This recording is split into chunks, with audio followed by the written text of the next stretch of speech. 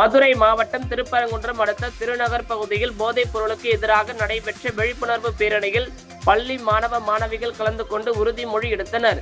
திருநகர் பகுதியில் இருந்து துவங்கிய பேரணி திருப்பரங்குன்றம் உள்ளிட்ட பகுதிகளில் சென்று மீண்டும் பள்ளி வளாகத்திற்கு வந்தடைந்தது. இதில் 200க்கும் மேற்பட்ட மாணவ மாணவிகள் கலந்து கொண்டு போதைப் பொருளுக்கு எதிரான விழிப்புணர்வு பதாகைகளை ஏந்தியவாறு பொதுமக்களிடையே விழிப்புணர்வை ஏற்படுத்தினர். தொடர்ந்து போதைப் பொருளுக்கு எதிராக உறுதிமொழி எடுத்துக் கொண்டனர்.